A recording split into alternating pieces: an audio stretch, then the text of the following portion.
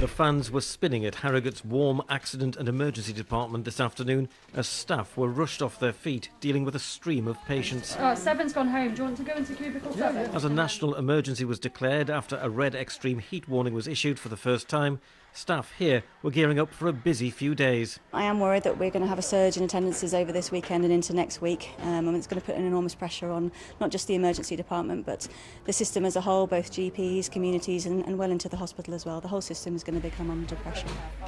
The UK Health Security Agency said the extreme heat could see illness and death among those who are fit and healthy. People will attend for all sorts of things, so things like dehydration, and members of the community who have heart or lung conditions may be much more susceptible to the hot weather. So it's a good opportunity to look out for your friends and family and just keep an eye on them. All over our region, there's concern moorland could be at risk. With no rain for weeks, grass is tinder dry. In North Yorkshire, they get nervous when temperatures reach the mid-20s, so mid-30s is very worrying. There's an extreme heat warning out and we just don't know what to expect, but we are being as best prepared as we can, making sure that resources are available to deal with anything that we might have to.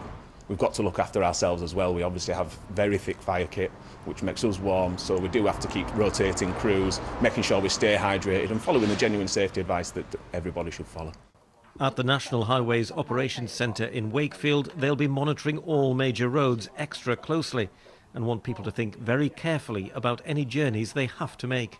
We're fairly lucky. We don't get extreme heat too much, but yeah, vehicles struggle with it sometimes. Radiator problems, temperature levels rising, even so much as increased wear and tear on your tyres or glare from the sun. So we recommend checking them, keeping a close eye on your fuel gauge, your temperature gauge in your car, and take a pair of sunglasses while you're out and about.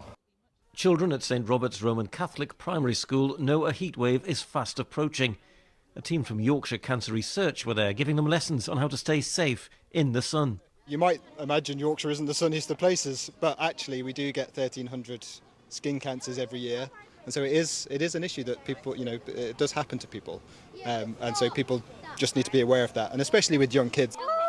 They were making bracelets using beads that change colour when exposed to the sun, and the safety message was certainly getting through. When it's a sunny day, I think about putting on some sun cream and putting on a hat and going outside. Drink lots of water, jump in the pool if you have one, play with your water guns if you have some. The Look North region hasn't seen anything like this before. Love it or hate it, the hot weather and the extreme heat is on its way. Ian White, BBC Look North, Harrogate.